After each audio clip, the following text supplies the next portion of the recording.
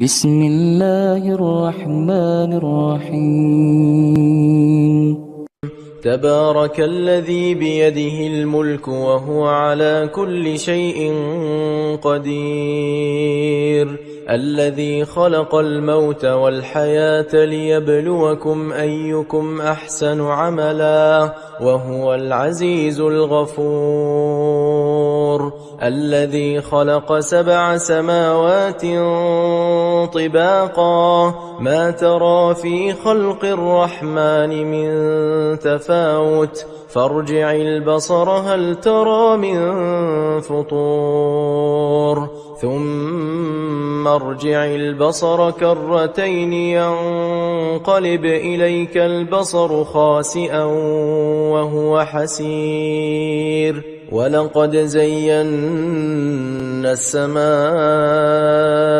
الدنيا بمصابيح وجعلناها رجوما للشياطين وأعتدنا لهم عذاب السعير، وللذين كفروا بربهم عذاب جهنم وبئس المصير. إذا ألقوا فيها سمعوا لها شهيقا وهي تفور تكاد تميز من الغيظ، كلما ألقي فيها فوج سألهم خزنتها ألم يأتكم نذير؟ قالوا بلى قد جاءنا نذير فكذبنا وقلنا ما نزل الله من شيء إن أنتم إلا في ضلال كبير. وقالوا لو كنا نسمع أو نعقل ما كنا في أصحاب السعير، فاعترفوا بذنبهم فسحقا لأصحاب السعير. إن الذين يخشون ربهم بالغيب لهم مغفرة وأجر كبير.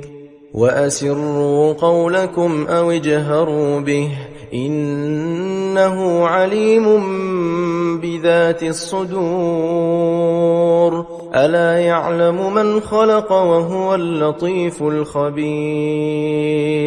هو الذي جعل لكم الأرض ذلولا فامشوا في مناكبها وكلوا من رزقه وإليه النشور. أأمنتم من في السماء أن يخسف بكم الأرض فإذا هي تمور، أم أمنتم من في السماء أن يرسل عليكم حاصبا فستعلمون كيف نذير. ولقد كذب الذين من قبلهم فكيف كان نكير. أولم يروا إلى الطير فوقهم صافات ويقبضن ما يمسكهن إلا الرحمن إنه بكل شيء بصير. أمن هذا الذي هو جند لكم ينصركم من دون الرحمن إن الكافرون إلا في غرور.